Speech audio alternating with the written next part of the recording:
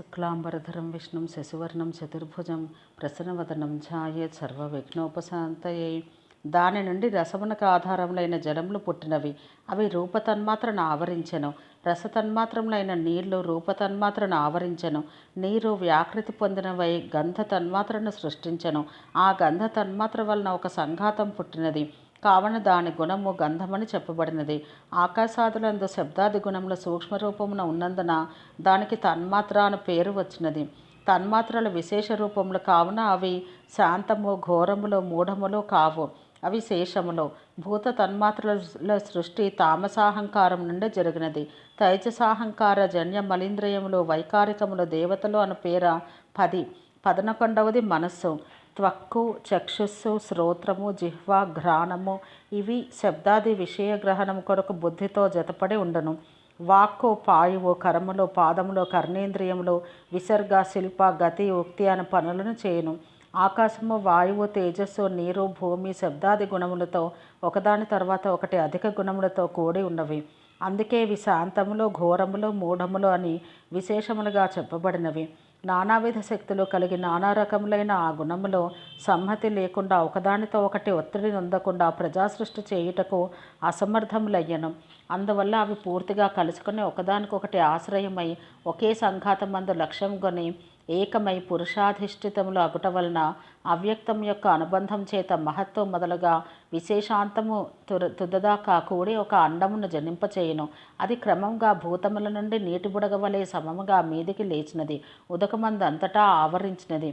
అది బ్రహ్మరూపుడగు విష్ణువు యొక్క ప్రాకృతమైన ఉత్తమ స్థానము. అవ్యక్త రూపుడుగా విష్ణువు ఇందు వ్యక్తమైనాడు. ఇట్లు అండరూపుడైన ఈ హరికి మేరువు, ఉల్పము, పర్వతములు, జరాయువు, గర్భమందున్న ఉదకము, సముద్రాలు, ఈ అండమందు పర్వతములు, ద్వీపములు, జ్యోతిర్లోక సముదాయము, దేవాసుర మనుషులతో కూడా ఉండెను. 10 రెట్లు జలాగ్నివాయువు ఆకాశభూతముల చేతను అవ్వల భూతాది అయిన అహంకారత్వం చేతను అండము ఆవృతమై ఉన్నది. భూతాది మహత్తు చేతను, మహత్తు అవ్యక్తం చేతను ఆవరించబడి ఉన్నవి. ఈ 7 ఆవరణములను ప్రాకృతములు, ప్రకృతి మూలములు. దీనితో అండము కొబ్బరికాయలోని బీజం వెలుపలి డిప్పనేత వలె ఈ 7 ఆవరణముల చేతను ఆవరింపబడి ఉన్నది. విశ్వేశ్వరుడైన విష్ణువు రజోగుణమును పొంది బ్రహ్మయ్యై ఈ జగమును సృష్టించుటయందు ప్రవృత్తుడగును. సృజించిన దీన్ని యుగానుసారంగా కల్ప వికల్పన ఉన్నంత వరకు సత్వగుణమును పోని విష్ణువు అమేయ పరాక్రముడై రక్షించను. కల్పాంతమందు తమో గుణోద్రేకమును పొంది జనార్దనుడు రుద్రరూపియై అతి భయంకరుడై ఎల్లభూతములను భక్షించను. అన్ని భూతములందును జగత్తు ఏకసముద్రమైనంత శేషశయనమందు ఈ పరమేశ్వరుడు పరుండను. ఆపై మేల్కొని బ్రహ్మరూపియై మరలా సృష్టి చేయును. భగవంతుడు ఒక్కడే శ్రీహరి. సృష్టిస్థితి లయకారిణి బ్రహ్మ విష్ణు శివాత్మిక అనగా శక్తి అను పేరందును. స్రష్టయ్యి తనను తాను సృజించును. విష్ణువై పాలింపవలసిన దాన్ని పాలించును. స్వయం ప్రభువై చివర సంహర్తయ్యి దీన్ని ఉపసంహరించును. పృథివ్యాపస్తేజో వాయుర్ ఆకాశములు జ్ఞాన కర్మేంద్రియములు అంతఃకరణ పురుషుడనబడు తత్వము జగత్తును ఈ విష్ణువే. సర్వభూతాత్మ విశ్వరూపుడైన అవ్యయుడు ఆయనయే. భూతములందరి సృష్ట్యాది కార్యమెల్లా ఆయనకు ఉపకారమే.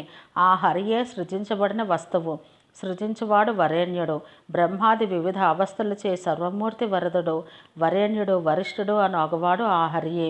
సృజ్యుడు, సృజింపబడు సర్వము ఆయనయే.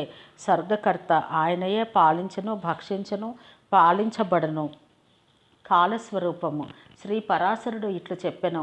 గుణము లేని దేశ కాలాది కొలతకు అందని దేహము లేని శుద్ధమైన వాడు, సహకార సామాగ్రి లేనివాడు, పుణ్యపాప సంస్కారములో రాగాది గుణములు లేని పరబ్రహ్మ పుట్టించుట, పెంచుట, త్రుంచుట మొదలగు కార్యక్రమములందు కర్తాగుట ఎట్లు పొసగును అని మైత్రేయుడు అడగగా పరాశరుడు ఇట్లనెను. మణిమంత్ర ఔషధములు మొదలైన వాని యొక్క శక్తులు అచింత్యమైన జ్ఞానమునకే గోచరములగును. అచింత్య జ్ఞానమనగా తర్కమునకు లొంగనిది. భిన్న అభిన్నత్వాది వికల్పములచే ఊహించుటకు వశము కానిది. కేవలం అర్ధాపత్తి ప్రమాణ విషయంలో అన్నమాట. అగ్నికి దాహశక్తి వలె పరబ్రహ్మకు కూడా సృష్ట్యాది హేతువులైన స్వభావ సిద్ధములైన శక్తులు కలవన్నమాట. స్వభావ సిద్ధములనగా అవి ఆయన స్వరూప భూతములే కనుకనే మణిమంత్ర ఔషధ్యాదులచే మరి ఏ ఇతరమైన అయినా నివారించవచ్చును. కానీ స్వభావమైన పరబ్రహ్మ యొక్క ఈ శక్తులను వారింప శక్యము కాదు. కావుననే ఆయన యొక్క ఈ ఐశ్వర్యం నిరంకుశం.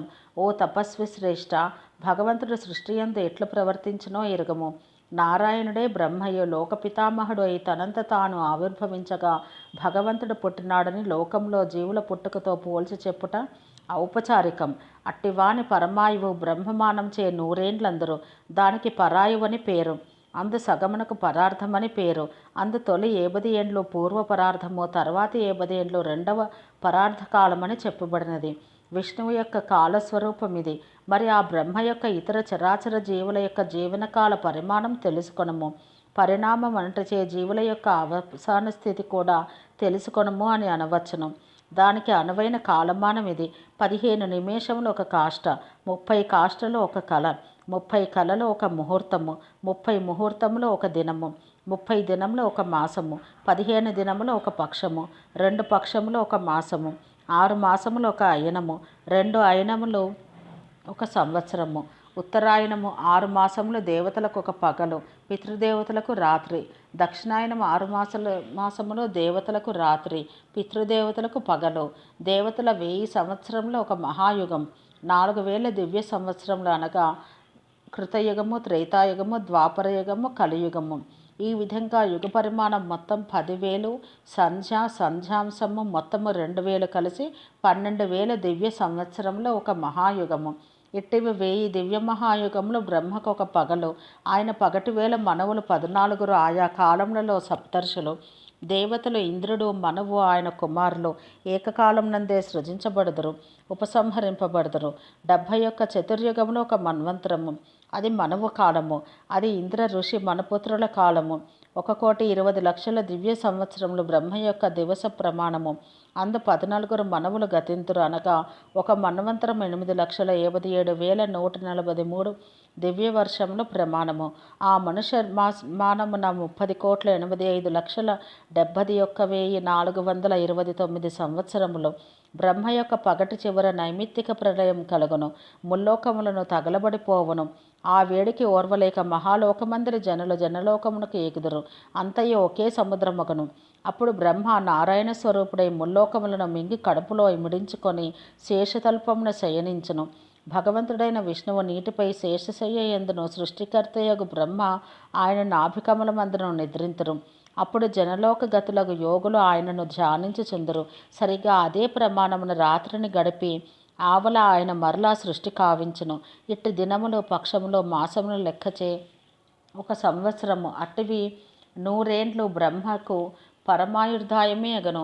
ఇప్పుడు ఆ బ్రహ్మకు పాద్మమహాకల్పమను ఒక పదార్థం గతించినది. ద్వితీయ పరార్థం అందిప్పుడు వరాహకల్పమను పేరు గల మొదటి కల్పము నడుస్తున్నది. ఓం సహనాభవతు సహనో భునత్తు సహ వీర్యం కరవావహై తేజస్వినావధీతమస్తు మా విద్విషావహై. ఓం శాంతి శాంతి శాంతి.